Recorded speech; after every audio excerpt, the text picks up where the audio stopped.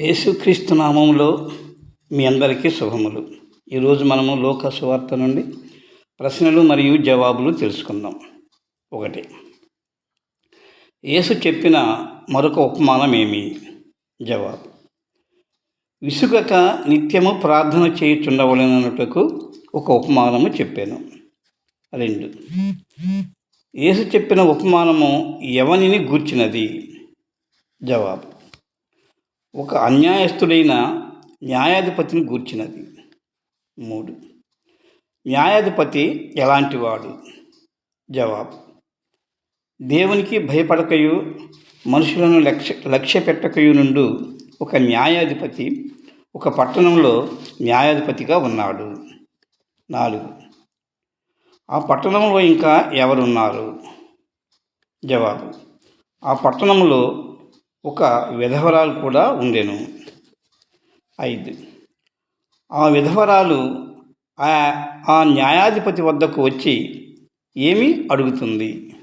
జవాబు: ఆ విధవరాలు ఆ న్యాయాధిపతి వద్దకు తరచుగా వచ్చి నా ప్రతివాదికిను నాకును న్యాయం తీర్చమని తరచు అడుగుచుండెను. 6. విధవరాలు తరచూ వచ్చి న్యాయం తీర్చమని అడుగుట వలన ఆ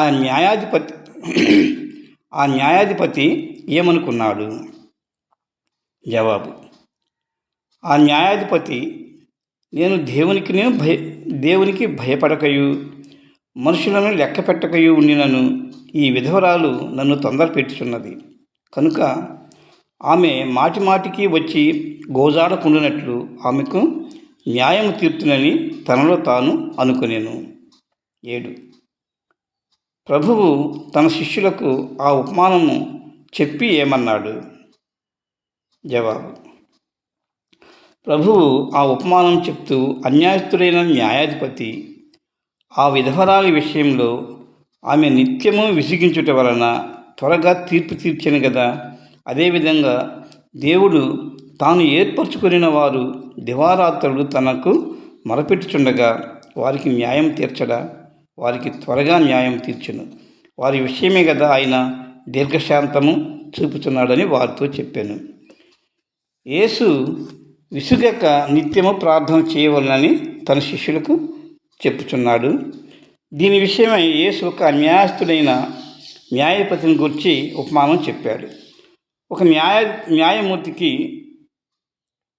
న్యాయమూర్తి దేవునికి భయపడేవాడు కాడు, మనుషులను లెక్కబెట్టేవాడు కాడు, న్యాయం త్వరగా తీర్చేవాడు కాడు, న్యాయమైన తీర్పు చెప్పేవాడు కాడు. అయితే ఒక విధవరాలు విసుకక ఆ న్యాయమూర్తి దగ్గరకు వెళ్ళి నా ప్రతివాదికిని నాకును న్యాయం తీర్చమని విసుకక ఆ న్యాయమూర్తిని అడుగుట వలన న్యాయమూర్తి ఆ విధవరాలకి త్వరగా న్యాయము తీర్చుదును అనుకున్నాడు. మన దేవుడు కూడా దయామయుడు, కరుణామయుడు. మన దేవుడు మనకు కూడా విసుగక ప్రార్థన చేయటం వలన మనకు త్వరగా సహాయం చేయను మరియు దీర్ఘశాంతము కలిగి మంచిగా సహాయము చేయవాడు మన దేవుడు. Thank you.